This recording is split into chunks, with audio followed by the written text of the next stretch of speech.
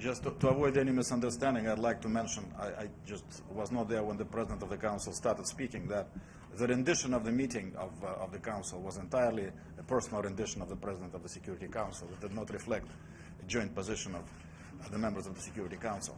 Now, we have had a discussion, and we heard the report, briefing of the Secretary General about his trip to Moscow and Kiev.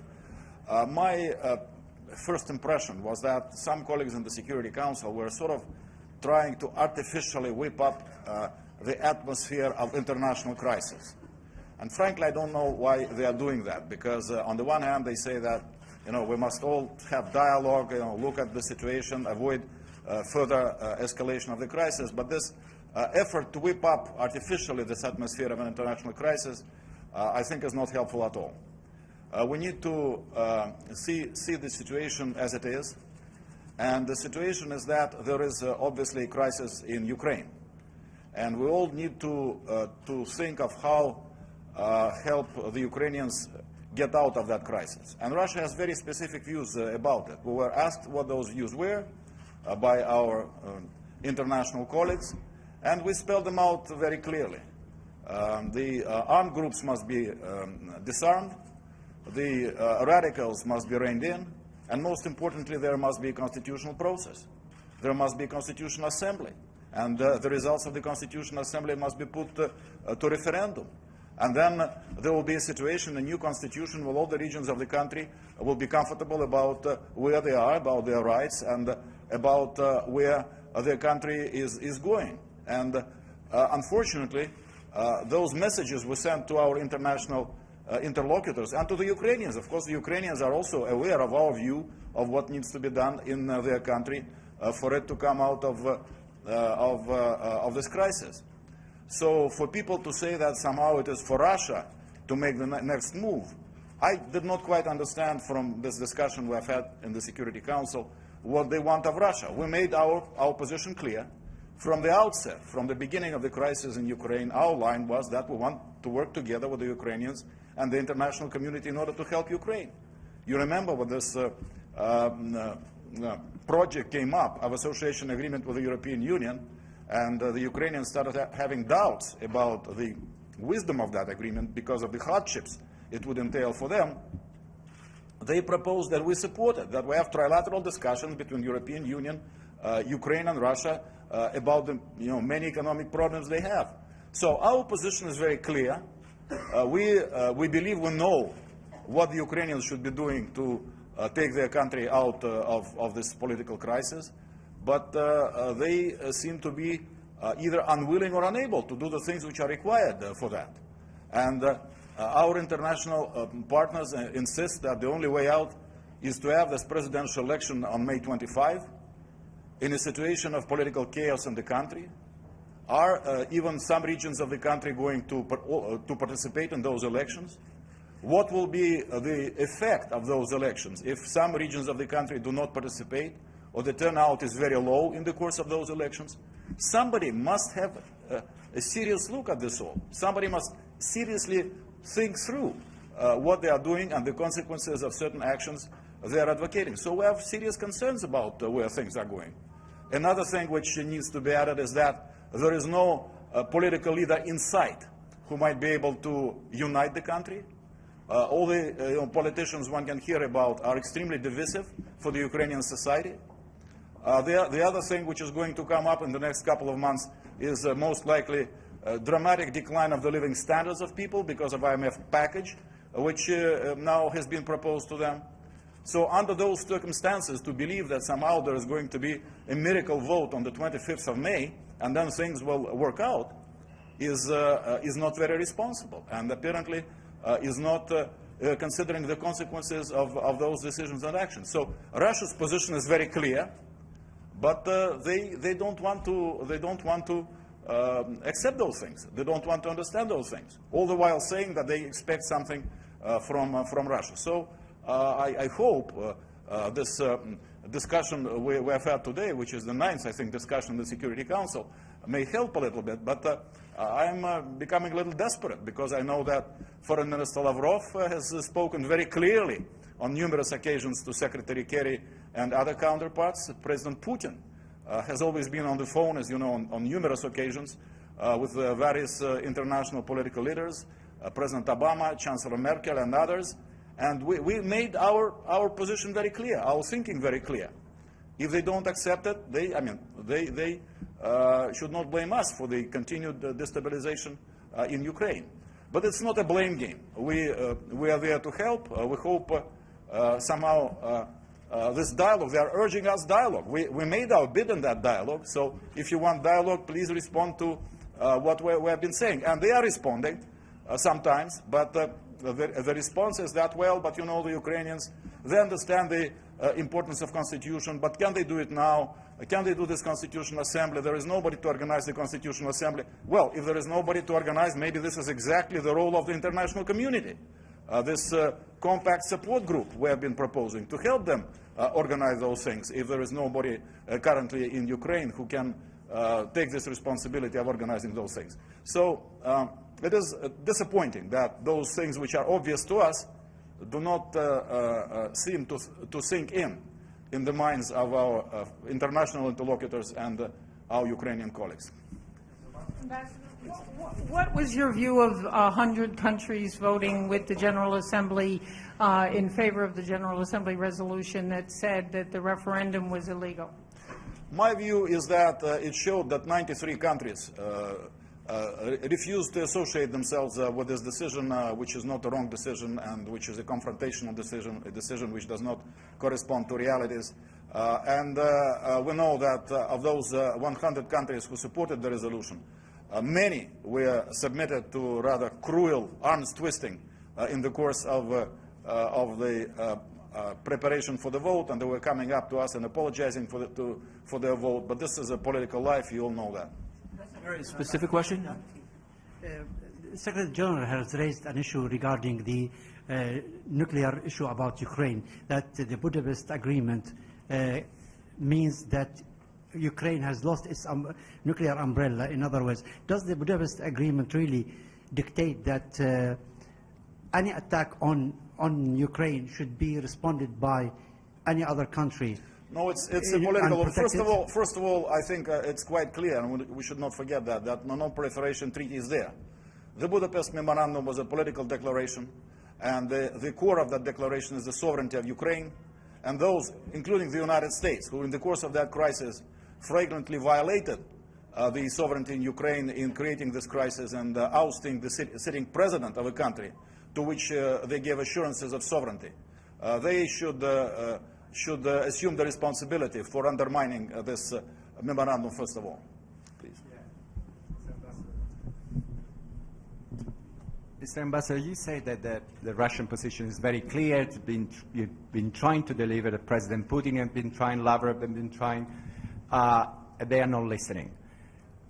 Did that Secretary? How would you judge the Secretary General Ban Ki-moon when he came to Moscow and then he went to Kiev? Did he understand the Russian position? Do you think that he delivered, at least him? He's useful. He's shuttling around Moscow and Kiev and then talking with the other allies. So you think that the Secretary General that just was here appearing before you can help in this crisis? Is effective? Has been effective, his action, or not?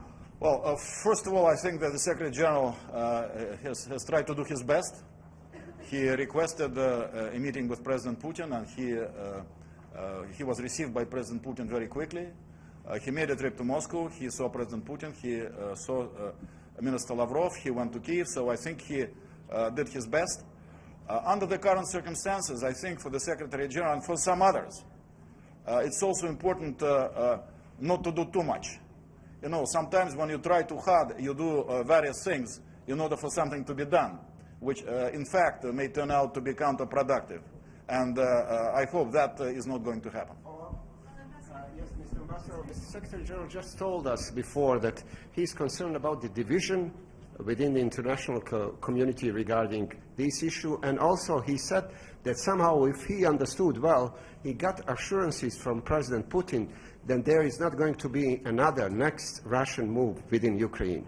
This is what President Putin said in his statement on March 18, when he was speaking about the impending reunification of Russia and the Crimea. This is what he said. In fact, that was another element of our discussions, and somehow again, some colleagues were trying to whip up this tension, Russian aggression is imminent or something like that, throwing wild assessments of the presence of our troops allegedly on the border with Ukraine. But over this month of March, we had 4 inspections with like 10, 12 countries participating under the Vienna document.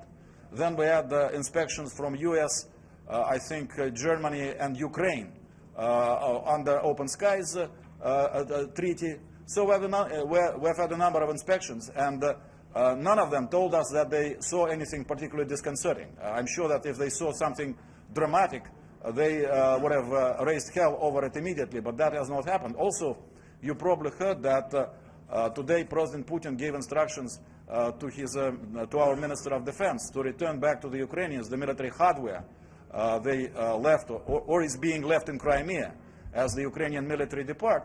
To me, I'm a civilian, but to me this is not what you do if you plan anything dramatic against this country. So our forces in Russia are undergoing their usual routine, staying in their barracks or doing some training. They are good forces, I must admit, but there is no worry of any Russian initiative against Ukraine. Radicals. The Secretary General said.